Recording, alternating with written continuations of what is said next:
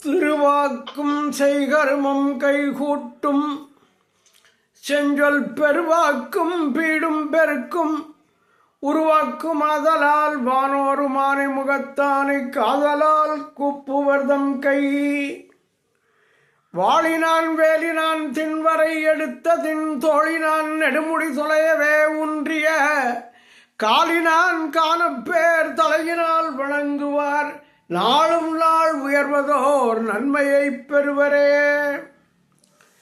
பேரன்பு மிக்க பெருமக்களே, நாம் இப்போது பார்த்து கொண்டிருப்பது மாணிக்கவாசக பெருமான் திருவாய் மலர்ந்தருடைய திருவாசகத்தில் கீர்த்தி திரு அகவல். கீர்த்தின்னா என்ன? புகழ். சிவபெருமானுடைய புகழ்களை கூறுகிற பகுதி. அது அகவல் பாவால் ஆனது. அதனால கீர்த்தி திரு அகவல். இதில் இதுவரைக்கும் பார்த்தது போக மீதி இருக்கிறத இன்னைக்கு தொடங்குறோம். வாத ஊரில் வந்தினிதருளி பாத சிலம்பொலி காட்டிய பண்பும். புஸ்தகத்தை வச்சுக்கிட்டாதான் நான் சொல்றது உங்களுக்கு புரியும். புஸ்தகத்தை பார்த்து நான் சொல்றத காதால கேட்டால் தெளிவாக அதனுடைய பொருள் விளங்கும். திருவாசகத்துக்கு பொருள் என்னன்னு கேட்டால் நடராஜ பெருமான். ஆனால் திருவாசகத்தில் உள்ள வரிகளுக்கு பொருள் தெரிந்து படித்தால்தான் அந்த நடராஜ பெருமானை நாம் அடைய முடியும். திருவாத ஊரில் எழுந்தருளி இனிய திருவருளை புரிந்து பாத சிலம்பு ஓசை காட்டிய பண்பும். திருவாத ஊர் தான் அவர் நம்ம மாணிக்கவாசகர் பிறந்த ஊர். சிறையில் போட்ட போது அவர் சிவபெருமான அவர் ரொம்ப வேண்டிய போது அவர் திருவாத ஊரில் எழுந்தருளி தன்னுடைய பாத சிலம்பொலியை அவருக்கு காட்டி நம்பிக்கை ஊட்டி இருக்கிறார். வந்துருப்பா குதிரைன்னு அந்த நம்பிக்கை ஊட்டிய இடம் அது. வாத ஊரினில் வந்தினிதருளி பாத சிலம்பொலி காட்டிய பண்பு.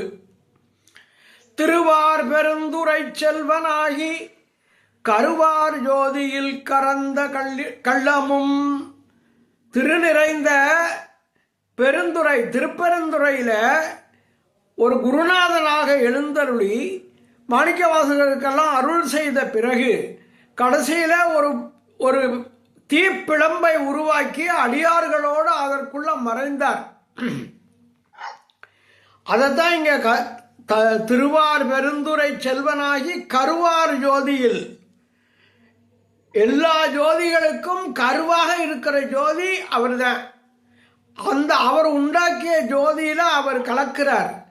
அது மறைந்த அப்படிங்கிறது தான் கறந்த கள்ளமும். அது ஏன் சார் கள்ளம்? என்ன கள்ளத்தனம் இதுலன்னு கேட்குறீங்களா?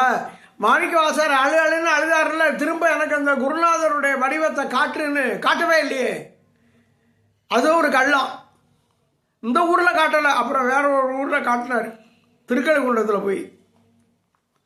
கறந்த கள்ளங்கிறது அதுதான். அது மட்டும் இல்லை, மாணிக்கவாசகர் மட்டும் விட்டு எல்லாரோடையும் மறைஞ்சு போயிட்டார்ல.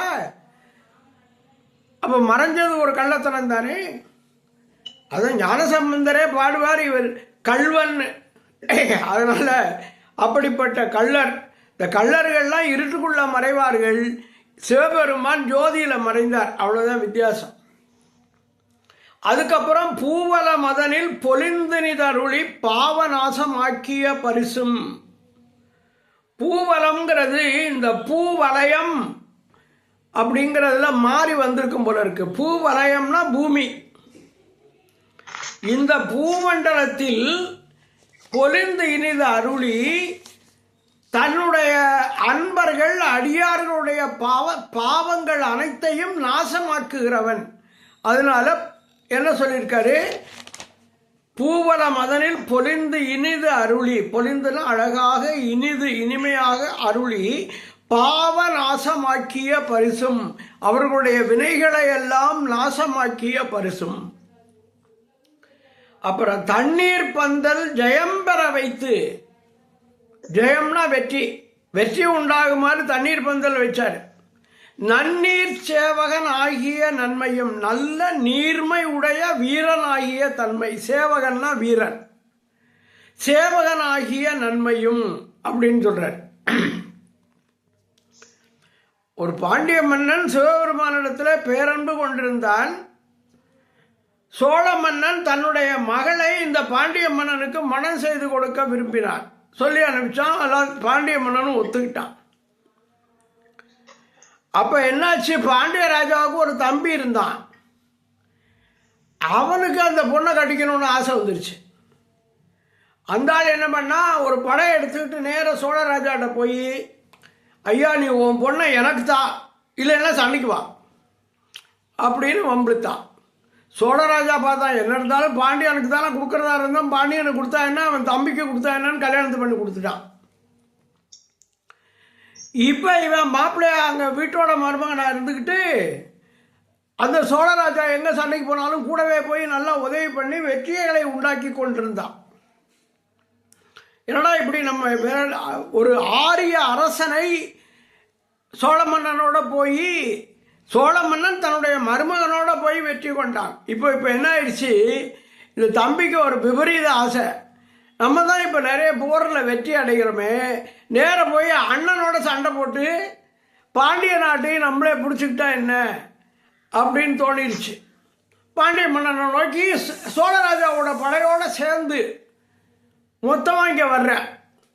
இவன் கொஞ்சம் படம் வச்சுருக்கேன், சோழராஜாட்ட வேறு படம் இருக்குது, ரெண்டும் சேர்ந்து வருது. பாண்டிய மன்னன் கலங்கி போயிட்டேன். ஐயோ நம்ம என்ன பண்ணுவோம்? சுக்கலிங்க பெருமான்கிட்ட போய், பெருமானே நீ தானே இந்த நாட்டில் இருக்க, என்னை நீ காப்பாற்ற வேண்டாமான்னு கேட்டேன்.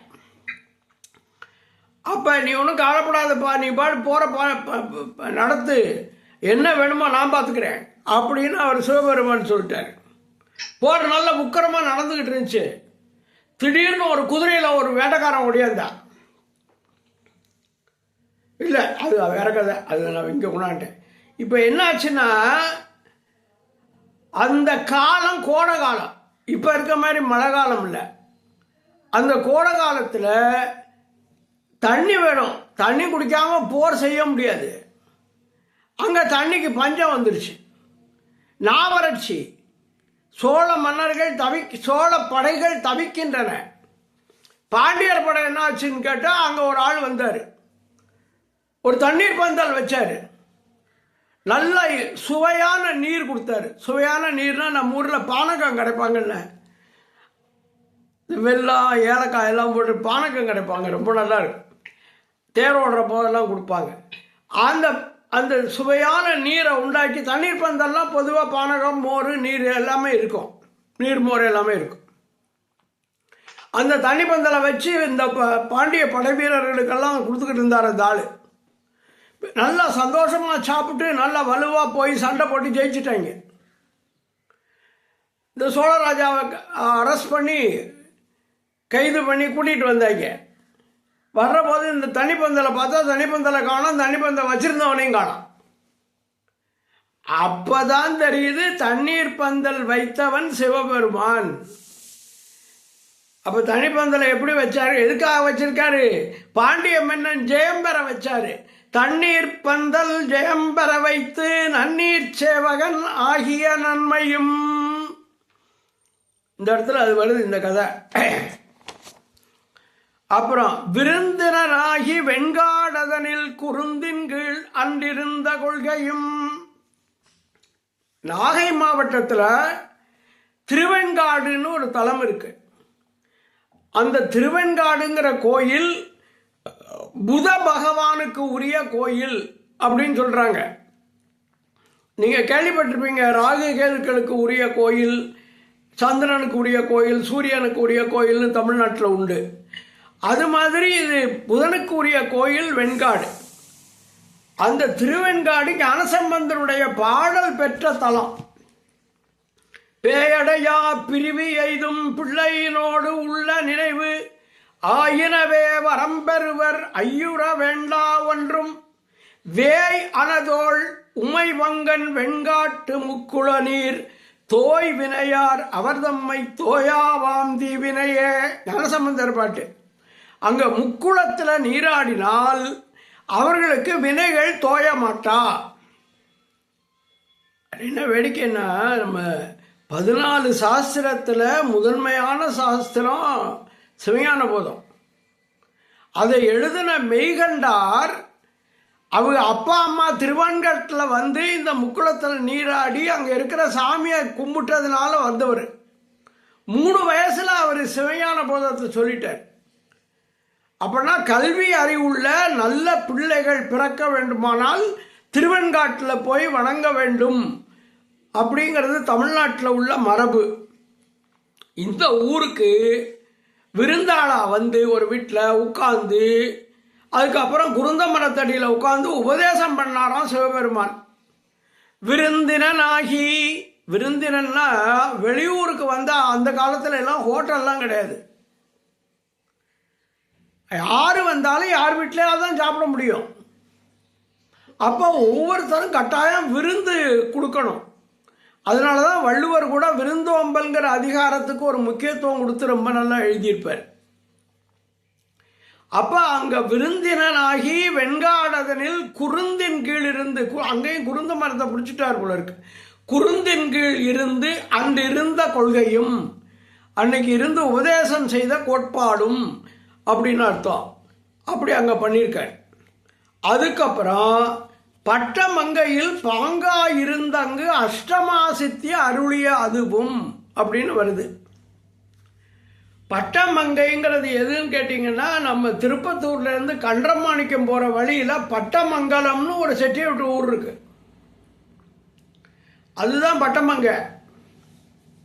அந்த பட்டமங்கையில் அழகோடு பாங்கோடு அங்கே எழுந்தருளி இந்த அஷ்டமா சித்திகளையும் அங்கு அறிவித்தார், பாடமாக சொன்னார்னு சொன்னாங்க. சிவபெருமான் திருக்கையிலாயத்தில் இருந்தபோது இயக்க மாதர்கள் 6 பேருக்கு அஷ்டமா சித்திகளை உபதேசித்தார். அதாவது ஒருத்தர் வந்து பாடம் கேட்டோம்னா நம்ம கவனமாக கேட்கணும்ல. நடுவில் எதையாவது சாப்பிட்டுக்கிட்டு இங்கிட்ட அங்கிட்டு விளையாண்டுக்கிட்டு அப்படியெல்லாம் கேட்கக்கூடாது. அதனால இதுக்கு என்னமோ ஒழுங்காக கேட்கல. உடனே 6 பேரும் கல்லா போங்கன்னு அவர் சாமிச்சிட்டு போயிட்டார். அப்போ அந்த 6 பேரும் இங்கே வந்து கடந்தாங்க. இப்போ இவர் வந்து பட்டமங்கைக்கு குருநாதனாக வந்தார். அந்த 6 கல்லையும் இயக்க மாதர்களாகவே ஆக்கினார். அந்த பட்டமங்கையில் ஒரு பெரிய ஆலமரம் உண்டு. அந்த ஆலமரத்தின் கீழே இருந்து இந்த அஷ்டமா சித்திகளை அவர் உபதேசித்தார் அப்படிங்கிறது வரலாறு. அஷ்டமா சித்தின்னு வந்து நம்ம பொதுவாக நமக்கு சொல்லுவாங்க, உங்களுக்கு அது நினைவு இருக்கலாம். 1 அனிமா, அணுவை போல மிகச்சிறிய வடிவம் எடுக்கிற அந்த திறன். 2 மகிமா, மலையை போல பெருசாயிடுறது. 3 கரிமா, திடீர்னு பெருசா கணக்கிறது. 4 லகிமா, காற்றை போல் லேசாவது. பிராத்தி, எல்லா பொருட்களையும் தன்மயப்படுத்துதல். பிராகாமியம், தன் உடம்புக்குள்ள இருந்து இன்னொரு உடம்புக்குள்ள புகுந்துடுறது. இந்த கதையெல்லாம் பெரிய புராணத்துல எல்லாம் வருது. ஈசத்துவம், ஈசனின் குணங்களை பெறுதல். வசித்துவம், அனைத்தையும் வசப்படுத்துதல். இந்த 8 தான் அஷ்டமா சித்தி. அனிமா, மகிமா, கரிமா, லகிமா, பிராத்தி, பிராகாமியம், ஈசத்துவம், வசித்துவம். அப்படிப்பட்ட அஷ்டமா சித்திகளை அவர் உபதேசித்த அந்த இடத்தில் அந்த ஊர் செட்டியார் என்ன பண்ணார், ஒரு நல்ல அருமையான சிவங்கோயில் கட்டினார். அவர் எந்த ஆலமரத்தில் இருந்து உபதேசம் செய்தாரோ அந்த ஆலமரத்துக்கு அடியிலேயே தட்சிணாமூர்த்திக்கு ஒரு கோயில் கட்டினார். இப்போ என்னைக்காவது குரு பெயர்ச்சின்னு இங்கே வந்துச்சுன்னா எப்படி மக்கள் இங்கேருந்து அந்த குருஸ்தலத்துக்கு ஓடுறாங்களோ அது மாதிரி பட்டமங்கலத்துக்கு அவ்வளவு கூட்டம் வரும். மக்கள் குவிகிற இடம். அப்போ குருஸ்தலமாக இருக்கிற பட்டமங்கலம், அங்கே யார் தட்சிணாமூர்த்தியாக இருக்கிறார்? சிவபெருமான் இருக்கிறார். எதனால் அவர் அப்படி இருக்கிறார்? பட்டமங்கையில் பாங்கா இருந்தங்கு அஷ்டமா சித்தி அருளிய அதுவும். அந்த நிகழ்ச்சியின் காரணமாக அங்கே அவர் தட்சிணாமூர்த்தியாக வீற்றிருக்கிறார். அதை போய் வணங்குறது ரொம்ப விசேஷம் என்று சொல்லுகிறார்கள். நான் 1-2 முறை போயிருக்கிறேன். வேடுவனாகி வேண்டுரு கொண்டு காடதனில் கறந்த கள்ளமும். வேண்டுரு என்ன உருவம் தனக்கு வேணுமோ அதை எடுத்துக்கிற ஆற்றல் சிவபெருமானுக்கு உண்டு. அவர் நித்திய சுதந்திரன். அவர் கொள்ளுகின்ற வடிவமெல்லாம் அவராகவே விரும்பி மேற்கொண்டவை. அதனால வேண்டுரு கொண்டு அப்படின்னு சொன்னார். என்ன உருக்கொண்டாராம்? வேடனா வந்தாராம். வேடனாகி வேண்டுரு கொண்டு. இந்த கதையை தான் நான் முன்னால ஞாபகப்படுத்தி தெரியாம. சோழ மன்னன் திக்விஜயம் செய்தான். அந்த காலத்தில் வழக்கம், ஒவ்வொரு மன்னனும் 8 திக்கும் போய் இருக்கிற ஊர்களை எல்லாம் வென்று வருதல். மீனாட்சி திக்விஜயம்னு கேள்விப்பட்டிருக்கீங்கள்ல, மீனாட்சி கோயிலே நடக்கும்.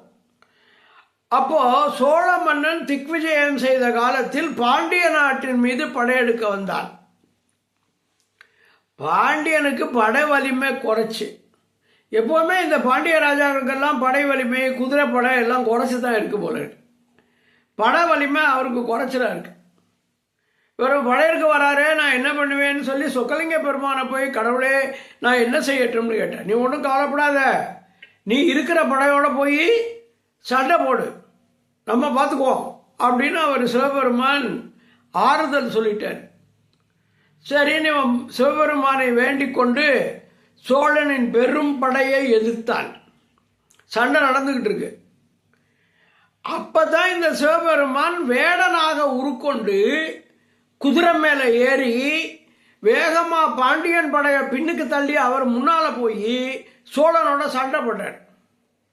சோழன், யாரா நீ புது வேடன், எங்களோட வந்து மோதிர, ஒன்னையும் குதிரையை இப்போ பிடிச்சி கட்டுறேன் பாரு அப்படின்னு சொல்லி விரட்டினார். இவர் போக்கு காட்டிக்கிட்டு ஓடிட்டார் மதுரைக்குள்ள. அவன் பின்னாலே ஓடினான். இவர் குதிரையில் அப்படியே வெகு வேகமாக போறாரு. ஒரு மடு வருது. மடுனா ஒரு பள்ளம், தண்ணி நிறைஞ்ச பள்ளம். அது அப்படியே இவர் குதிரையில் தாவிடுறாரு. பின்னால வந்த சோழன் அந்த மடுவுக்குள்ள விழுந்து இறந்து போனான். அதனால வேடுவனாகி வேண்டுரு கொண்டு பாண்டிய மன்னனை காப்பாத்தின கதை. அதுக்கப்புறம் என்ன பண்ணாரு? மதுரைக்குள்ள நின்னாரா? இல்ல, காட்டுக்குள்ள மறைஞ்சிட்டார். காடு அதனில் கறந்த கள்ளமும், காட்டுக்குள்ள மறைந்த கள்ளத்தனம். நேர நிக்காம அங்க போய் மறைஞ்சுக்கிட்டாரு. வேடுவனாகி வேண்டுரு கொண்டு காடதனில் கறந்த கள்ளமும். என்ன பண்ணிடுறேன்னா, அதில் ஒன்றும் நேரடியாக ஒன்றும் கதையெல்லாம் இருக்காது. நம்ம எங்கேயாவது ஒரு திருவிளையாடல் புராணத்தில் எங்கேயாவது ஒரு இடம் கிடைக்குதான்னு பார்த்து அதுக்குள்ளே நுழைஞ்சிடுறோம், அவ்வளோதான். சோழனை மடுவில் வீட்டிய படலம்னு ஒரு திருவிளையாடல் படலத்தில் ஒரு கதை இருக்குது. அந்த கதையை வச்சு தான் இதை நம்ம சொல்கிறோம். சில வரிகளுக்கு அந்த கதை கூட, அப்படி கதை கூட ஒன்றும் கிடைக்க மாட்டேங்குது. மெய்காட்டிட்டு வெண்டுரு கொண்டு தக்கான் ஒருவன் ஆகிய தன்மையும். எங்கள் ஊரில் எங்கள் வீடு மாடியை கொஞ்சம் கட்டணும்னு எனக்கு ஆசை வந்துச்சு. கொத்தனாரை கூப்பிட்டு அவர் என்ன சொன்னார், அன்னன்னைக்கு நீங்கள் கணக்கு பண்ணி ரூபா கொடுத்துருங்க, மொத்தமாக கான்ட்ராக்ட்லாம் பேச வேண்டாம். சரி. அப்போ அவர் கணக்கு சாயந்தரம் கொண்டாடுவார். இன்னைக்கு 2 கொத்தனார், 2 மெய்காட்டு ஆள், 2 சித்தாள் அப்படின்னு எழுதி கணக்கு தருவார். இது என்னடா மெய்காட்டு ஆள்னா என்னன்னு எனக்கு ஒன்றுமே புரியலை. மெய்காட்டு ஆள்னா நல்ல வலுவான ஆள், இந்த வானம் தோன்றது, கொஞ்சம் பெரிய வேலையெல்லாம் பார்க்கறதுக்கு அந்த மாதிரி ஆள் ஒருத்தர் வேணும். அதுதான் மெய்காட்டு ஆள். இப்போ இதில் என்ன, இதில் எங்கே மெய்காடு வருதுன்னா, பாண்டிய மன்னன் ஒருவனுக்கு நடந்த கதை. அவங்கிட்ட சவுந்தர சாமந்தன்னு ஒரு படைத்தலைவன் இருந்தான். அவன் சிறந்த சிவபக்தன். பசிக்கிறவங்களுக்கு சோறு போடுவேன். அவங்ககிட்ட இருக்க பணத்தை ஆலய திருப்பணிகளுக்கு கொடுப்பேன். அப்படிப்பட்ட ஆளு. சேதிராயன்னு ஒரு வேடுவர் தலைவன் பாண்டிய நாட்டின் மீது படையெடுக்க திட்டமிட்டான். ஒற்றர்களை வச்சு எல்லாம் எனக்கு தெரிஞ்சுக்கின்றலாம், இந்த மாதிரி இந்த ஆள் திட்டம் போடுறான்ங்கிறது பாண்டிய மன்னனுக்கு தெரிஞ்சு போச்சு. உடனே இவனை கூப்பிட்டான், சவுந்தர சாமந்தனை. ஏய், நம்ம கொஞ்சம் படை ஆட்கள் நிறைய வேணும், இந்தா இவ்வளவு தங்கத்தை கையில் கொண்டு போ, நிறைய ஆட்களை சேர்த்துரு அப்படின்னு சொல்லி அனுப்பிவிட்டான். அப்போ என்ன செய்யணும், படை சேனைக்கு இன்னும் கொஞ்சம் அதிகமான படை வீரர்களை சேர்க்க வேணும். இவன் தான் சிவபக்தன் ஆச்சுல்ல சௌந்தர சாமந்தன். அவன் பாடு ஜாலியாக கொஞ்ச நாள் இருந்துட்டு இந்த கோயிலுக்கெல்லாம் கொடுத்துட்டு திருப்பணிக்கு யாரும் பணம் கேட்டால் இந்த பணத்தை தூக்கி கொடுத்துட்டு பேசாமல் இருந்துட்டான். திடீர்னு ஒரு நாள் பாண்டிய மன்னன், நீங்கள் வாப்பா நான் பணம் கொடுத்தேன்ல, படை வீரர்கள்லாம் திரட்டியாச்சா, அந்த படை வீரர்களை நிறுத்தி எனக்கு காட்டு அப்படின்னார். இவன் கடவுளே திடீர்னு எனக்கு கேட்குறாரே நான் என்ன பண்ணுவேன் அப்படின்னு இந்த சௌந்தர சாமந்தன் இறைவனிடத்தில் வழிபட்டான். அப்போ மதுரையில் மேங்காட்டு பொட்டல்னு ஒன்று இருக்கு. மேங்காட்டு பொட்டல்ங்கிறது என்ன வேற ஒன்றும் இல்லை, மெய்க்காட்டு பொட்டல் தான் மேங்காட்டு பொட்டல்னு மாறி போச்சு. இந்த வீரர்கள்லாம் மெய்க்காட்டு ஆட்கள், அவர்களை எண்ணி காட்டணும். அதனால அந்த மேங்காட்டு பொட்டல்ல சிவபெருமான் என்ன செய்தானா, ஒரு மெய்க்காட்டு ஆளா நிறைய வீரர்களை கூட்டிக் கொண்டு அந்த மேங்காட்டு பொட்டல்ல நிறுத்தி காட்டிட்டானா. அதான் மெய்க்காட்டிட்டு வேண்டுரு கொண்டு தக்கான்னா அந்த ஆட்களை வீரர்களை கொண்டு நிறுத்துகிற ஒருவன், தக்கான் ஒருவன் ஆகிய தன்மையும். அப்படி கொண்டாந்து எண்ணி நிறுத்தி ஆகா இவ்வளவு படைகள் இருக்கான்னு பாண்டியன் பார்த்து கொண்டிருக்கிற போது அந்த படையெடுப்பதாக இருந்தான்ல சேதிராயன் அப்படிங்கிற தலைவன், அவன் புலி அடிச்சு செத்து போயிட்டான்ங்கிற செய்தி வந்துருச்சு.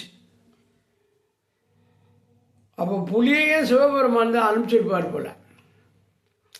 தன்னுடைய பக்தர்களை காப்பாற்றுவதற்காக சிவபெருமான் எதையும் செய்வான்னு தெரியுது. மெய்க்காட்டிட்டு வேண்டுரு கொண்டு தக்கான் ஒருவன் ஆகிய தன்மையும் அப்படின்னு அதை மாணிக்க வாசகர் அந்த கதையை இங்கே சொல்றாரு. ஓரியூரின் நிதருளி பாரிரும் பாலகன் ஆகிய பரிசும். ஓரியூர் என்கிற திருத்தலத்தில் உள்ளம் மகிழ எழுந்தருளி பூமியில் பிறவாத ஒரு குழந்தையான தன்மை பாலகன். இதுக்கு ஒரு கதை இருக்கு. எந்த கதையா இருந்தாலும் வேற எங்கேயாவது கிடைச்சா அந்த கதையை சொல்லுவேன், இல்லைன்னா எனக்கு தெரியாது, அவ்வளவுதான். ஓரியூர்ல ஒரு சைவ அந்தணர் இருந்தார். சைவர்னா திருநீர் பூசிக்கிறவர். தன்னுடைய பெண்ணை ஒரு வைணவ பையனுக்கு கல்யாணம் பண்ணி கொடுத்தார். அது ஏன் கொடுத்தாரு, அந்த காலத்தில் அப்படி கொடுத்துருவாங்க போல. வைணவ பையன்னா அவன் நாமம் போட்டிருப்பான், திருமண் சாத்தியிருப்பான். அவன் சரின்னு கல்யாணம் பண்ணி வீட்டுக்கு கூட்டிகிட்டு போயிட்டான். ஆனால் அவங்க வீட்டில் விடுவாங்களோ, அங்கே போனால் அந்த மாமியார் இந்த பொண்ணை கொடுமைப்படுத்த ஆரம்பிச்சிட்டா. என்ன பண்ணுறதுன்னு தெரியல. அங்கே நிறைய பேர் சாப்பிட்றாங்க. ஒரு சைவ அடியாருக்கு சாப்பாடு போட முடியலையே, திருநீர் பூசண ஒருத்தரை கூப்பிட்டு சாப்பாடு போட முடியலையேன்னு இந்த பிள்ளை நினைக்கிறான். ஒரு நாள் அவங்க என்ன பண்ணிட்டாங்க, வெளியூருக்கு போகிறதுன்னு முடிவு பண்ணாங்க. ஏதோ விசேஷத்துக்கு போயிட்டாங்களோ என்னவோ. இந்த பிள்ளையை கூட்டிகிட்டு போகல, ஏன்னா இவ தான் சைவ வைணத்தை சேர்ந்தவளாக இருக்காளே. அதனால் இவளை வீட்டில் விட்டுட்டு அந்த இது நம்ம சாமான்கள்லாம் வச்சுருப்போம்ல, தாளிக்கிற சாமான், பருப்பு, அரிசி, அந்த அறையை நல்லா பூட்டிக்கிட்டு வீட்டில் தனியாக விட்டுட்டு இவங்க கிளம்பி போயிட்டாங்க. எங்கே கிளம்பி வேற கல்யாணத்துக்கு போனாங்களோ என்னமோ போயிட்டாங்க. அந்த நேரம் பார்த்து ஒரு வயதான சிவனடியார் அம்மா கொஞ்சம் சாப்பிடலாமா, சாப்பாடு இருக்கான்னு கேட்டார். இவளுக்கு என்ன பண்ணுறது, ஒரு சைவ அடியார் வந்திருக்காரு, சாப்பாடு போடணும், எனக்கு ஆசையாக தான் இருக்குது. ஆனால் இந்த மளிகை சாமான்லாம் இருக்கிற அறையை பூட்டிகிட்டு போயிட்டாங்களே, நான் என்ன பண்ணுவேன்னு யோசித்தா. அப்போ அந்த வந்தவர் சொன்னார், சிவனடியார் இங்கே போமா, நீ சும்மா கதவு விட்டு போ, கதவு தானாக திறந்துக்கும்னாரு. கதவு கிட்ட போனால் கதவு திறந்துருச்சு. எல்லாத்தையும் சாமான்லாம் எடுத்து கொண்டாந்து நல்லா அறுசுவை உணவு சமைச்சு அந்த அடியாருக்கு மனசார அவளுக்கு சாப்பாடு போட்டு, அவளுக்கு அதுதானே ஒருத்தர் சாப்பிட்டா அவளுக்கு மனசு ஆறிடும், மனசார சாப்பாடு போட்டு சந்தோஷமாக இருந்தா. அப்போ என்னாச்சு, அந்த ஆள் வயசானவர் திடீர்னு இளைஞர் ஆயிட்டார். இளைஞராகி அந்த அம்மா பார்க்குறாரு அது பொண்ணை. அந்த நேரம் பார்த்து மாமியார்லாம் வந்து வண்டியில் இறங்கிட்டாங்க வாசலில். இவ பதறா, நம்மளா தனியே இருக்கோம், இந்த ஒரு இளைஞன் நம்மளோட இருந்தால் அவங்க என்ன நினைப்பாங்க, என்ன நடக்கும் அப்படின்னு பதறா. உடனே அந்த சிவனடியா இளைஞராக இருந்தவர் என்ன பண்ணிட்டார், டபார்னு குழந்தை ஆயிட்டார். உள்ளே வந்த மாமியார் வந்து இதென்ன குழந்தை, யார் இந்த குழந்தை அப்படியே முறைச்சிக்கின்னு கேட்குறா.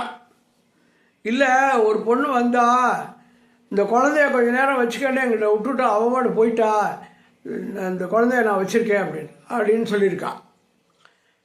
அவன் வந்து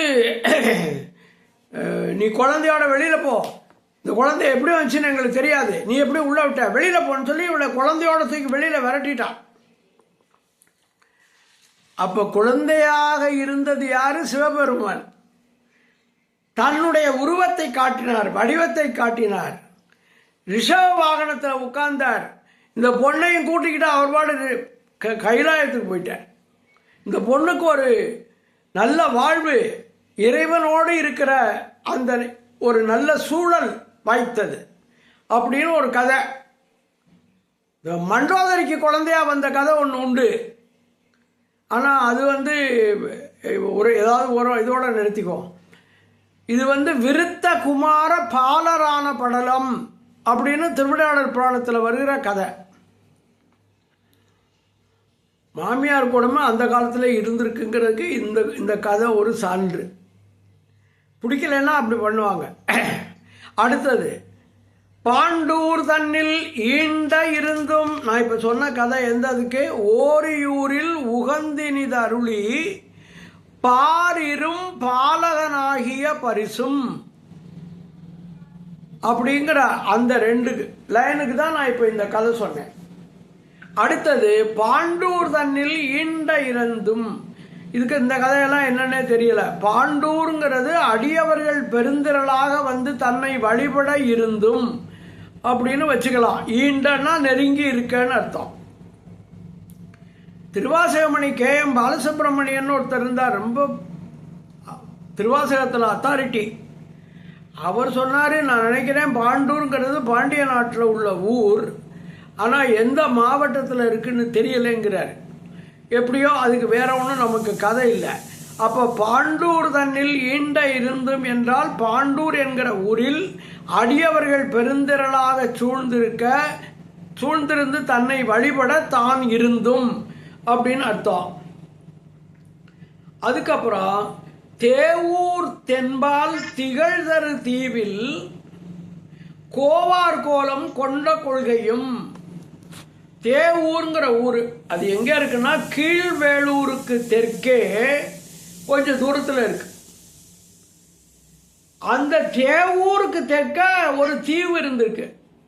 தீவு உங்களுக்கு தெரியும், ஐலண்ட், அதாவது சுற்றி தண்ணி இருக்கும், அங்கே கொஞ்சம் நிலப்பரப்பு இருக்கும். இந்த தீவை ஆட்சி செய்த மன்னன் இறந்து போனான். மக்கள் வந்து நமக்கு ஒரு நல்ல ராஜா இல்லையே என்று கவலைப்பட்டார்கள். அப்போ சிவபெருமான் அரசனாக அங்கே வந்து அந்த மக்களுக்கு அரசாட்சி செய்தான் என்று சொல்லப்படுகிறது. அப்படின்னா தேவூர் தென்பால், தேவூர் என்கிற ஊருக்கு தெற்கே திகழ் தரு தீவில் விளங்குகிற ஒரு சிறிய தீவில் கோ ஆர், கோன்னா என்ன, அரசன், தலைவன் அர்த்தம், கோவார் கோலம் கொண்ட கொள்கையும் அப்படின்னு வருது. இந்த கோங்கிறதுக்கு பசு அப்படின்னு ஒரு பொருள் வைத்து கொண்டு பசுவாக கோலம் கொண்ட கொள்கைன்னு சில பேர் சொல்வார்கள். இவ்வளவுதான் அதுக்குள்ள செய்தி. அதுக்கப்புறம், தேனமர் சோலை திருவாரூரில் ஞானந்தன்னை நல்கிய நன்மையும்.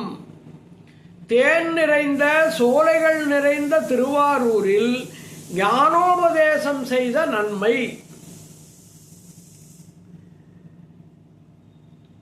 வடநாட்டில் இருந்து திருவாரூருக்கு காசியப முனிவர் அப்படிங்கிற ஒருத்தர் தன்னுடைய சீடர்களோட வந்தார்.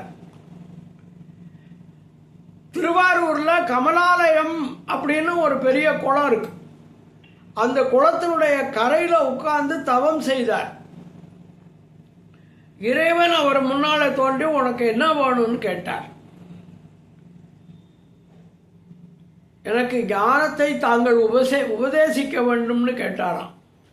அப்போ அபாம சோமம் அப்படின்னு ஒரு வேத பாகத்திற்கு அவர் பொருள் சொன்னார் அப்படின்னு ஒரு செய்தி தியாகராச லீலை என்கிற நூலில் வருகிறது. அதை இங்கே சேர்த்துக்கலாம். தேனமர் சோலை திருவாரூரில் ஞானந்தன்னை நல்கிய நன்மையும், நல்குதெல்லாம் விரும்பி கொடுத்தல், நல்கிய நன்மையும். அதுக்கப்புறம் இடைமருதனில் ஈண்ட இருந்து படிமப்பாதம் வைத்த அப்பரிசும். இடைமருதுன்னா எந்த ஊர்? திருவிடைமருதூர். திருவிடைமருதூர் என்னும் தலத்தில் அடியார்களோடு நெருங்கி இருந்து, ஈண்ட அப்படின்னா நெருங்கின்னு அர்த்தம், அடியார்களோடு நெருங்கி இருந்து அப்ப படிமப்பாதம் வைத்த அப்பரிசும், சிவபெருமான் இவர் தலையில தன்னுடைய திருவடிகளை வைத்த அந்த தன்மையும். மாணிக்கவாசகர் கோலமாறுதரு பொதுவினில் வருகன்னு சொன்ன உடனே சிதம்பரத்தை நோக்கி போகிற போது ஒவ்வொரு கோயிலாக போய் பார்த்துட்டு தான் போயிருக்காரு.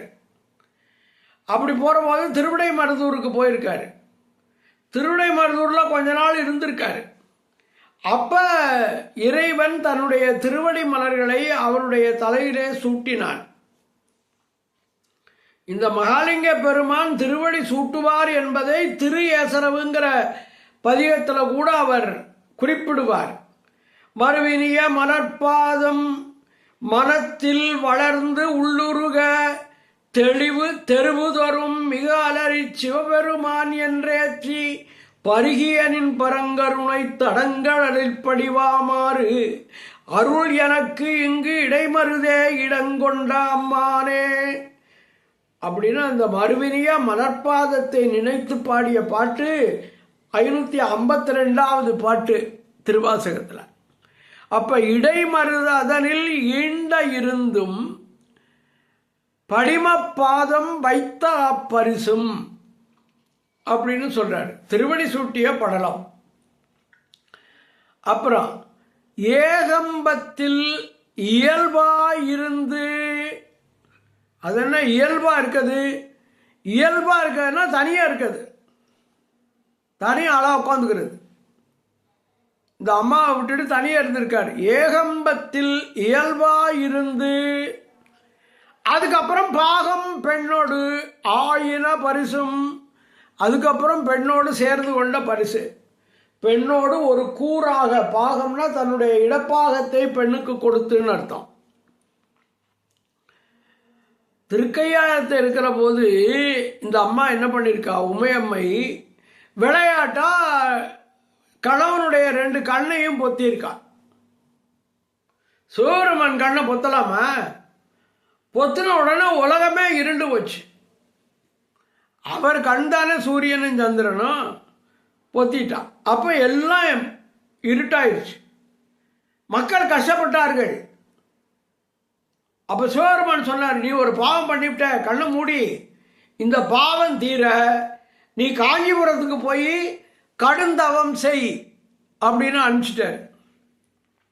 இந்த அம்மா காஞ்சிபுரத்துக்கு வந்துச்சு. காஞ்சிபுரத்தில் கம்பை ஆறுன்னு ஒரு ஆறு ஓடுது. அந்த ஆத்தங்கரையில் மணலெல்லாம் சேர்த்து சிவலிங்கமாக பண்ணிட்டா. உயரமாக மணலால் சிவலிங்கம் பிடிக்கிறது வழக்கம், அது உங்களுக்கு தெரியும். கடற்கரையிலலாம் சாமி கும்பிட்றவங்க மணலால் சிவலிங்கம் பிடிச்சி பூஜை பண்ணுவாங்க. அப்படி வழிபட்டு தினந்தோறும் அங்கே தவம் பண்ணுறா சிவபெருமான் முன்னால். இவருக்கு குறும்பு சிவபெருமானுக்கு.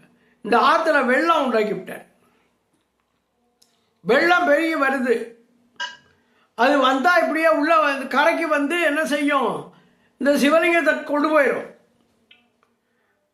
வேற கல் சிவலிங்கம் இருந்தால் அவன் என்ன பண்ணியிருக்கலாம், கையில் தூக்கி கொண்டு போய் வேற இடத்துல பத்திரமா வச்சிருக்கலாம். இவன் மணல்ல இல்லை சிவலிங்கம் பிடிச்சிருக்கா. அதனால ஐயோ என்னுடைய சிவலிங்கம் என்ன ஆகும்னு அதை கட்டி பிடிச்சிக்கிட்டாலாம். இவ்வளவு தண்ணியோட போனாலும் பரவாயில்லன்னு நினச்சிட்டா போல இருக்கு. சிவலிங்கத்தை கட்டி தழுவினாள்.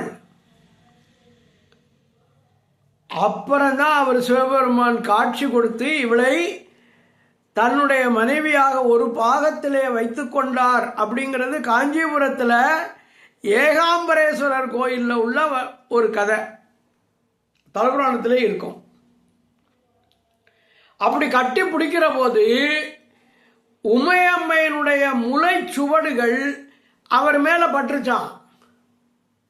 பின்னால் கை ரெண்டையும் வச்சு கட்டி பிடிச்சிருப்பல்ல, இந்த கையில் இருக்கிற வளையல் அவருடைய உடம்புல பதிஞ்சிருச்சான். அதனால அங்கே முளை சுவடுகளும் வளையல் தழும்பும் வளையல் தழும்பும் சிவபெருமானுக்கு உண்டு என்று சொல்வார்கள். நான் அங்கே போய் அந்த கோயிலை பார்த்ததில்லை. அதுதான் ஏகம்பத்தில் இயல்பாயிருந்து பாகம் பெண்ணோடு ஆயின பரிசும். இந்த கதையை வச்சு இதை சொல்லிடலாம். ஏகம்பத்தில் இயல்பாயிருந்து பாகம் பெண்ணோடு. அதனால தான் அவர் என்ன சொல்லுவார் தெரியுமா? ஏகம்பத்துறை எந்தாய் போற்றி பாகம் பெண்ணுரு ஆனாய் போற்றி போற்றி திருவில் பாடுவார். அங்கே சுந்தரமூர்த்தி சுவாமிகள் திருவொற்றியூரில் சங்கிலியாரை திருமணம் செய்து கொண்டு சத்தியம் பண்ணி அவளை விட்டு பிரிய மாட்டேன்னு அங்கே இருந்தார்.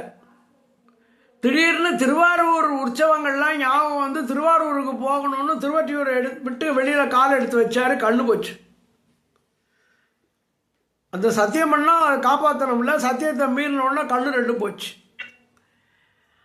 அப்போ இங்கே காஞ்சிபுரத்தில் வந்து இடக்கண் பெற்றார் அப்படிங்கிறது வரலாறு. அப்போ ஒரு பாட்டு பாடுறாரு. எழ்கள் இன்றி இமயவர் கோனை ஈசனை வழிபாடு செய்வாள் போல் உள்ளத்து உள்கி உகந்து உமைநங்கை வழிபடச் சென்று நின்றவா கண்டு வெள்ளங்காட்டி வெருட்டிட அஞ்சி. வெள்ளத்தை உண்டாக்கிட்டாரு, பயந்துட்டா அவ. வெள்ளங்காட்டி வெருட்டிட அஞ்சி வெறுவி ஓடி தழுவ கட்டி தழுவ வெளிப்பட்ட கள்ளக்கம்பனை எங்கள் பிரானை காணக்கண் அடியேன் பெற்றவாறே. இந்த பதிகத்தை பாடினா கண்ணு நல்லா தெரியும்னு நமக்கு ஒரு நம்பிக்கை உண்டு. இது சுந்தரமூர்த்தி நாயனார் திருஏகம்பத்தில் பாடின பாட்டு. ஆலந்தான் உகந்து அப்படின்னு தொடங்கும் அந்த பாட்டு. அடுத்தது திருவாஞ்சியத்தில் சீர்பெற இருந்து மறுவார் குழலியொடு மகிழ்ந்த வண்ணமும். திருவாஞ்சியம் என்னும் தலத்தில் சிறப்பு பெற எழுந்தருளியிருந்து மனம் பொருந்திய, மறுவார்னா நல்ல மனம், இந்த பூ வச்சுக்கிட்டா தலையெல்லாம் மணக்கும்ல, அது மாதிரி மறுவார் குழலி, குழலின்னா கூந்தல், மறுவார் குழலி கூந்தலை உடைய அந்த பெண்ணோடு மகிழ்ந்த வண்ணமும் மகிழ்ச்சியாக இருந்த தன்மையும். திருவாஞ்சியம் என்ற தலம் திருவாரூர் மாவட்டத்தில் இருக்கு. ஒரு காலத்தில் இங்க நாக கன்னிகை சிவலிங்கத்தை பூசித்து வந்தாள். காதலோடு பூசிக்கிறாள். திடீர்னு காதல் அதிகமாக போகவே அந்த சிவலிங்கத்தை தழுவிக்கொண்டாள். அவளுடைய காதல் பெருமையை தன்மையை கண்ட சிவபெருமான் அவளை அம்மையின் கூற்றிலே அடக்கி கொண்டார் அப்படின்னு அங்கே ஒரு கதை திருவாஞ்சியத்தில். அந்த அம்மாவுக்கு என்ன தெரியுமா பேரு? வாழ வந்த நாயகி. சிவபெருமானோடு வாழ வந்த நாயகியா அவ அங்கே இருக்கிறாள். நாககன்னிகை வாஞ்சையோடு சிவபெருமானை தழுவி கொண்டதுனால வாஞ்சியம், அந்த ஊருக்கு பேரு திருவாஞ்சியம் அப்படின்னு பேர் வந்தது என்று சொல்லுகிறார்கள். அடுத்தது சேவகனாகி தின்சிலை ஏந்தி பாவகம் பல பல காட்டிய பரிசும். ஏற்கனவே நான் சொல்லியிருக்கேன், சேவகன்னு சொன்னா போர் வீரன். வீரன் அர்த்தம். சேவகனாகி தின் சிலை ஏந்தி, தின்னுனா வலிமையான, சிலை என்றால் வில், அந்த வில்லை ஏந்தி பாவகம் பல பல காட்டிய பரிசும், அந்த சண்டை செய்கிற அதில் பல வகையான திறமைகளை காட்டிய இயல்பு, பாவகம் பல பல காட்டிய பரிசும். விக்கிரமபாண்டியன் காலத்தில் காஞ்சிபுரத்தில் இருந்த மன்னன் பாண்டியனை போரில் தோக்கடிக்க முடியாமல் தவித்தான். அவனுக்கு பாண்டியனை வெல்ல முடியல. அப்போ காஞ்சிபுரத்தில் யாருடைய கை ஓங்கி இருந்ததுன்னா சமணர்களுடைய கை ஓங்கி இருந்தது. அதனால் சமணர்களை கொண்டு ஒரு யாகம் நடத்தினான். அந்த யாகத்திலிருந்து ஒரு கொடிய யானை புறப்பட்டு வெளியில் வந்துச்சு. இந்த யானையை பாண்டிய நாட்டை நோக்கி ஏவினார்கள். ஐயோ, பாண்டிய நாட்டை நோக்கி இந்த பெரிய கொடிய யானை வருகிறதே, அது எப்படி வெல்வது என்று தெரியாமல் பாண்டியன் சொக்கநாத பெருமான் காலடியிலே விழுந்து காத்தருள வேண்டினான். அவர் சொன்னார், ஒன்றும் கவலைப்படாத, கிழக்கு பக்கத்தில் ஒரு 16 கால் மண்டபத்தை கட்டு, அவன் வரட்டும் பார்த்துக்கலாம், யானை வரட்டும் பார்த்துக்கலாம். யானை வரும்போது இறைவன் ஒரு வீரனாகி வில்லெடுத்து அந்த மண்டபத்துக்கு வந்து அந்த யானையோடு போரிட்டு யானையை கொன்றான். பாண்டியன் மகிழ்ந்தான். இது யானை எய்த படலம் அப்படின்னு சொல்லி திருவிளையாடல் புராணத்தில் வருது. அதை தான் இங்கே நம்ம எடுத்துக்கிறோம். சேவகனாகி வீரனாகி தின் சிலை ஏந்தி வில்லேந்தி பாவகம் பல வகையான வீர செயல்களை காட்டி அந்த காட்டிய தன்மை, சேவகனாகி தின் சிலை ஏந்தி பாவகம் பல பல காட்டிய பரிசும் அப்படின்னு அந்த நிகழ்ச்சியை வைத்துக்கொண்டு மாணிக்கவாசகர் பாடியிருக்கலாம் அப்படின்னு நம்ம நினைக்கிறோம்.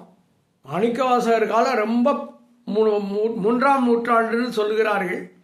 அப்போ அதுக்கு முன்னால் நடந்த நிகழ்ச்சிகளை தான் அவர் சொல்லுவார். அதனால தான் பல நிகழ்ச்சிகளுக்கு நமக்கு வரலாறு தெரியலை.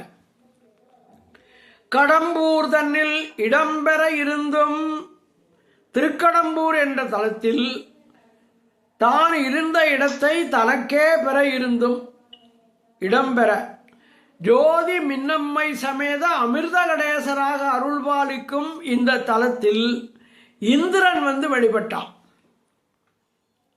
திருக்கடம்பூரில், அந்த ஊரில் திருக்கடம்பூர் வேற. இந்த கோயிலை அப்படியே தோண்டி எடுத்துக்கிட்டு நம்ம இந்திரலோகத்துக்கு போயிடலான்னு ஆசைப்பட்டான். தோண்டிட்டான், கை பாதாளம் வரைக்கும் போச்சு. ஆனால் இந்த சாமி வெளியே வரமாட்டேன்ட்டாரு, கோயில் எடுக்க முடியலை. அப்போ என்ன பண்ணார் சாமி, தனக்குள்ள இடத்தை இந்திரன் எடுத்துக்கொண்டு போய்விடாமல் அந்த இடம் பெற இருந்தார். அந்த இடத்தை தனக்கே பெற கடம்பூரில் இருந்தார். அப்படிங்கிறதுனால கடம்பூர் தன்னில் இடம்பெற இருந்தும். அப்புறம் ஈங்கோய் மலையில் எழிலது கட்டியும், திரு ஈங்கோய் மலைன்னு ஒரு ஊர் இருக்கு. நம்ம ஊர்லேருந்து அந்த சேலத்துக்கு போகிற வழியில் வரும்னு நினைக்கிறேன், தேவக்கோட்டையிலேருந்து. திரு ஈங்கோய் மலை தன்னுடைய அழகை காட்டி, அது முசிறியிலேருந்து 2 கிலோமீட்டர் தொலைவில் இருக்குது. அதில் என்ன அழகு காட்டுறாருன்னா, திரியங்கோய் மலையில் இருக்கக்கூடிய சிவபெருமான் மரகத கல்லால் ஆனவர். நம்ம உத்தரவாசம் மங்கையில் நடராஜர் மரகதத்தால் ஆனவர் அப்படின்னு சொல்கிறோம்ல, அதுமாரி அங்கே சிவலிங்கம் வந்து மரகதத்தால் ஆனவர். அவருக்கு முன்னால் தீபம் காட்டினா இந்த பளபளன்னு இருக்கிற மரகத கல்லில் பட்டு அந்த தீபம் ஒளிவிடும். அந்த சிவலிங்கம் அப்படியே ரொம்ப அழகாக தெரியும் தீபாராதனையும் போது. அதனால ஈங்கோய் மலையில் எழிலது காட்டியும். ஒருவேளை வேற வரலாறு இருக்கலாம், அது நமக்கு தெரியலை. அடுத்தது ஐயாரதனில் சைவனாகியும். திருவையாறு ரொம்ப உயர்ந்த பாடல் பெற்ற தலம். நம்ம திருநாகரசு சாமிகளுக்கு கைலாய காட்சி காட்டின இடம் திருவையாறு. அந்த திருவையாற்று அம்மன் கோயில் திருப்பணியை ஒரு செட்டியார் தேவகோட்டையிலேருந்து போய் முழு செலவையும் தான் செய்து பண்ணார் திருப்பணி. அப்படிப்பட்ட தலம் அது. அங்கே கடைசி காலத்தில் சாக போகிறமேன்னு இருக்கிறவனுக்கு எப்படி இருக்கும், இந்த 5 பொறிகளும் செத்து போயிடும். பொறி கலங்கி அறிவு அழிந்து அப்படி ஆயிடுவோம். அப்படி ஆகிற போது அஞ்சேல் என்று அருள் செய்வான் அமருங்கோயில் திருவையாறு அப்படின்னு சரி. புலனைந்தும் பொறிகலங்கி மதிமயங்கி அறிவு அழிந்துட்டு ஐமேலுந்தி சாக போகிறது சளி அடைக்கும். ஐனா சளி, ஐமேலுந்தி அந்த நிலையில் அஞ்சாதே என்று சொல்லுகிற சிவபெருமான் அமர்ந்திருக்கிற கோயில் திருவையாறுன்னு ஞானசம்பந்தர் பாடுவார்.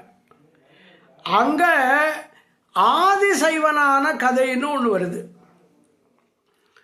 இந்த சிவங்கோயில எல்லாம் இருக்கிற குருக்கள் இருக்கார்ல, அவருக்கு ஆதிசைவர்னு பேர். சிவாச்சாரியார்கள் ஆதிசைவர் குலத்திலே வந்தவர்கள். திருவையாத்துல ஐயாரப்பர் அதான் சாமி, அவருக்கு வழிபாடு செய்வதற்கு 24 குடும்பங்கள் சிவாச்சாரியார் குடும்பங்கள் இருந்தன. அவர்கள் முறை வைத்து ஒவ்வொருவராக பூஜை செய்வார்கள். பூஜை செய்வதற்குரிய சன்மானத்தை அவர்கள் பெற்றுக்கொள்ளலாம். அது பூஜை உரிமை என்று அதனை சொல்லுவார்கள்.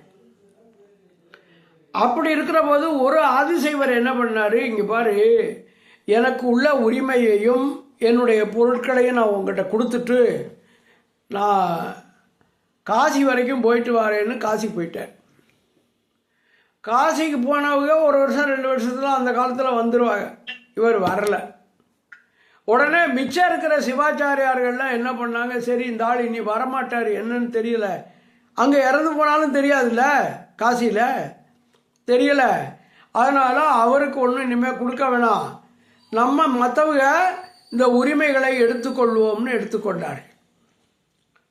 பாவம் அந்த அம்மா ஒரு பொம்பளை பிள்ளையோடு இருக்கா, அவர் மனைவி. சாப்பாட்டுக்கு என்ன பண்ணுவா, இவங்க ஒன்றும் அரிசி பருப்பு தரமாட்டோம்னா, இந்த முறைன்னா அந்த அரிசி பருப்பெல்லாம் கிராமத்துலேருந்து வரதெல்லாம் கொடுக்கணும்ல, கொடுக்கல. அவள் போய் சாமி ஐயாரப்பா நான் என்ன பண்ணுவேன் இப்படி கஷ்டப்படுறேனேன்னு வேண்டலாம். திடீர்னு ஒரு நாள் அந்த சிவாச்சாரியார் வந்துட்டார். திரும்பி வந்தார், வீட்டுக்கு போனார். வீட்டில் கொண்டு போய் கொடுக்க வேண்டிய கொடுத்துவிட்டு கங்கை குடத்தில் கங்கை நீர் கொண்டாந்தார். அதை சிவபெருமானுக்கு அபிஷேகம் பண்ணார். கங்கையிலேருந்து கொண்டாந்து ஐயாரப்பருக்கு அபிஷேகம் பண்ணார். பண்ணி சாமியை கும்பிட்டாரு. அப்புறம் இந்த சிவாச்சாரியர்கள் பார்த்தார்கள், சரி இவர் காசிலேருந்து திரும்பி வந்துட்டார், கங்கை நீர் கொண்டாந்துருக்கார், இவரை சேர்த்துக்கோன்னு சேர்த்துக்கிட்டாங்க. இவர் தொடர்ந்து பூஜை பண்ணி, ஆனால் வீட்டுக்கு போகல. இவர் சிவபெருமான் தான் இப்படி வந்திருக்காரு, அதனால் அவர் மனைவி மட்டும் இருக்கிறதுனால அங்கே போகல. இவர் போய் ஒரு மடத்தில் தங்கிட்டார். மடத்தில் தங்கி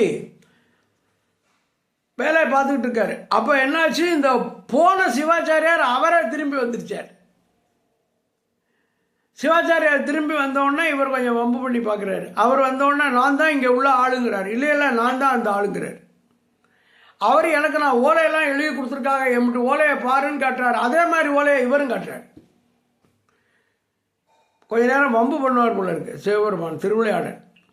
அதுக்கப்புறம் இல்லை இது நான் தான் அப்படின்னு அவர் சொல்கிறாரு, இல்லை நீ தாங்கிறாரு. கடைசி அந்த புதுசாக வந்தவர் பொய்ன்னு தள்ளிவிட்டு இவரையே வச்சுக்கிட்டாங்க, சிவபெருமானையே.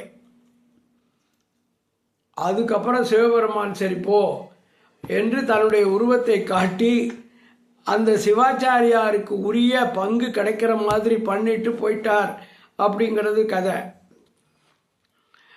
அதனால தனக்குத்தானே அர்ச்சனை செய்து கொண்ட இடம் திருவையாறுன்னு சொல்லுவார்கள்.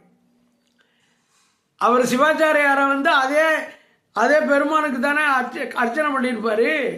தனக்குத்தானே அர்ச்சனை செய்த இடம். அதுக்கு இப்போ என்ன பண்ணுறாங்க தெரியுமா, அங்கே சித்திரை திருவிழா நடக்கும். அப்போ 5வது நாளில் இந்த தனக்குத்தானே அர்ச்சனை பண்ணுற அந்த நிகழ்ச்சியை நடத்தி காட்டுவார்கள். சிவபெருமான ஆதிசைவனாகி தன்னைத்தானே பூஜித்து கொண்ட வரலாறு திருவையாறில் சொல்லப்படுகிறது. அதனால ஐயாரதனில் சைவனாகியும், சும்மா 2 வார்த்தையில் சொல்கிறார் கதை பூரா. ஐயாரதனில் சைவனாகியும்னா அந்த கதை பூரா நம்ம நினச்சி பார்த்துக்கணும் போல இருக்கு. துருத்தி தன்னில் அருத்தியோடு இருந்தும், திருத்துருத்தின்னு ஒரு ஊர், அது பாடல் பெற்ற தலம். அங்க அருத்தியோடு அப்படின்னா அன்போடு காதலோடுன்னு ஒரு பொருள். இப்போ அதை குத்தாலம்னு சொல்லுகிறார்கள். அந்த துருத்திங்கிற ஊருக்கு இப்போ என்ன பேர்? குத்தாலம். குற்றாலம் வேற, அது அருவி இருக்கிற ஊர் குற்றாலம். இது தஞ்சை மாவட்டத்தில் இருக்கிற குத்தாலம், பாபநாசம் வட்டத்தில் இருக்கான். அங்க துருத்தி தன்னில் அன்போடு இருந்தும், அதுக்கு மேலே அந்த கதை தெரியல. மாணிக்கவாசக பெருமான் சொல்றாருல, இதுல கண்டபத்தில் பாடுவார், திருத்துருத்தி மேயானை தித்திக்கும் சிவபதத்தை அருத்தியினால் நாயடியேன் அடிகொள் தில்லை கண்டேனே. அன்பினாலே கண்டேன் அர்த்தம் இங்கே அருத்தியினால். அதான் துருத்தி தன்னில் அன்போடு இருந்து, அருத்தியோடு இருந்து அப்படின்னு வருது. அப்புறம் திருப்பனையூரில் விருப்பனாகியும், திருப்பனையூர் என்ற தலத்தில் தான் விரும்பி இருந்தும் தான் விரும்பப்படுபவனாக இருந்தும், அதான் அர்த்தம். விருப்பங்கிறது 2, விரும்பி இருந்தது, விருப்பப்படுபவனாக இருந்தது. பெரியநாயகி சமேத சௌந்தரநாதராக இறைவன் இருக்கிறான்னு சொல்கிறார்கள். சௌந்தரியம்னா என்ன அர்த்தம்? அழகு. அழகுன்னா விரும்புகிறோம், அதனால விருப்பனாகி, திருப்பனையூரில் விருப்பனாகின்னு சொல்றார். அப்புறம் கழுமலம் அதனில் காட்சி கொடுத்து, கழுமலம்னு நம்ம சீகாழிக்கு ஒரு பேர். சீகாழிக்கு நிறைய பேர் உண்டு, அதில் ஒன்று கழுமலம். அந்த கழுமலத்தில் காட்சி கொடுத்தார். காட்சி கொடுத்தார்னா நமக்கு உடனே என்ன ஞாபகம் வரும்? அம்மே அப்பான்னு திருஞான சம்பந்தர் அழுத போது அம்மையப்பராக வந்து காட்சி கொடுத்தார், பால் கொடுத்தாருங்கிற கதை ஞாபகத்துக்கு வரும். ஆனால் திருஞான சம்பந்தர் காலம் மாணிக்கவாசகர் காலத்துக்கு பின்பட்டது அப்படின்னா அந்த கதையை அவர் சொல்லியிருக்க நியாயம் இல்லை. அதனால அம்மையப்பராக காட்சி கொடுத்தாருன்னு வச்சுக்கிற தவிர வேற ஒன்றும் அதில் அந்த கதையை சொல்ல முடியாது. அப்புறம் திருக்கழுக்குன்றதனில் வடுக்காதிருந்தும், திருக்கழுக்குன்றத்தில் தவறாது மறக்காது இருந்தாராம். வடுக்காதுன்னா தவறாது மறவாதுன்னு அர்த்தம். அதாவது சிவபெருமான குரு வடிவத்தில் மறுபடியும் பார்க்கணுன்னு அழுது அழுது பாடினாரு மாணிக்கவாசகர். ஒவ்வொரு ஊருக்கா போனார். கடைசியில் திருக்கழுக்குன்றத்தில் போன போதுதான் அவர் திரும்பவும் இவர் கலங்காமல் அந்த குருவடிவத்தை காட்டினார். அதனால தான் கலங்காமலே வந்து காட்டினாய் கழுக்குன்றிலே அப்படின்னு அவர் அடிகளார் பாடுவார் பின்னால. திருக்கழுக்குன்ற பதிகம் பூரா திரும்பவும் சிவபெருமான் காட்சி கொடுத்த கதை வரும். அதுக்கப்புறம் புறம்பயம் அதனில் அறம்பல அருளியும். புறம்பயம்னா திருப்புறம்பயம்னு ஒரு ஊர். இங்கே நடைபெற்ற நிகழ்ச்சி நமக்கு தெரியாது. ஆனால் திருவிளையாடல் புராணத்தில் ஒரு கதை வருது. அந்த கதையை நம்ம இதுக்கு சேர்த்து சொல்லிடுவோம். காவிரி பூம்பட்டினத்தைச் சேர்ந்த வணிகன் மதுரையைச் சேர்ந்த ஒரு பெண்ணை திருமணம் செய்து கொண்டு மதுரையிலேயே வாழ்ந்தான். இவனுடைய தங்கை திருமணம் செய்து கொண்டு காவிரி பூம்பட்டினத்தில் வாழ்ந்து வந்தாள். அவளுக்கு ஒரு பொம்பளை பிள்ளை ரத்னாவளின்னு. தங்கச்சிக்கு என்ன, யாருக்காவது நம்ம பொண்ணை கொடுக்குறதுக்கு பதிலாக மாமனுக்கு கொடுத்துட்டா தேவலை, தன்னுடைய அண்ணனுக்கே இந்த பொண்ணை கல்யாணம் பண்ணி கொடுத்துட்டா, அப்போ பொண்ணை பாதுகாப்பான இடத்துல கொடுக்கணும்னு நினச்சிருக்காங்க. நம்ம மாமனுக்கே கல்யாணம் பண்ணி கொடுத்துட்டா தேவலை அப்படின்னு அவன் நினைக்கிறான். ஆனால் அவனுக்கு ஏற்கனவே கல்யாணம் ஆகிருக்கே, என்ன பண்ணுறது? அதனால பேசாமல் இருந்தா. ஒரு நாள் என்னாச்சு, அவன் தங்கையும் தங்கை கணவரும் இறந்து போனார்கள். அந்த செய்தி மதுரைக்கு வந்துச்சு. இவன் சரின்னு அங்கே போய் இறுதி சடங்கெல்லாம் பண்ணிட்டு, இப்போ அவங்க ரத்னாவளி மட்டும் தனியாக ஆளாக இருக்கா. 2 பேர் செத்து போயிட்டாங்கல்ல, அப்பா அம்மா. அது அப்படியே தனியாக விட்டுட்டு வர முடியுமா? கூட்டிகிட்டு வந்துட்டான். கூட்டிகிட்டு வரும்போது வர்ற வழியில் ரொம்ப தூரம் நடந்து வரணும்ல. அந்த காலத்தில் ஏது நமக்கு பஸ்ஸு ரயில்லாம் ஒன்றும் கிடையாது. வண்டி வச்சுட்டு வந்தால் வண்டி மாட்டு வண்டியில் வேணால் வரலாம். இந்த திருப்புறம்பயம்ங்கிற இடத்துக்கு வந்த உடனே சரி கொஞ்சம் ஓய்வு எடுக்கலாம்னு தோணிடுச்சு. சரின்னா அங்கே போய் பார்த்தாங்க. ஒரு வன்னி மரம், ஒரு கிணறு, ஒரு சிவலிங்கம் எல்லாம் அங்கே இருந்துச்சு. சரி இங்கே படுத்துக்குவோம் செத்த நேரம், அப்புறம் நாளைக்கு காலையில் எழுந்திரிச்சு பயணத்தை தொடரலான்னு படுத்துட்டாங்க. படுத்தா ராத்திரியில் பாம்பு கடிச்சு அவன் செத்து போனான். இந்த வணிகன்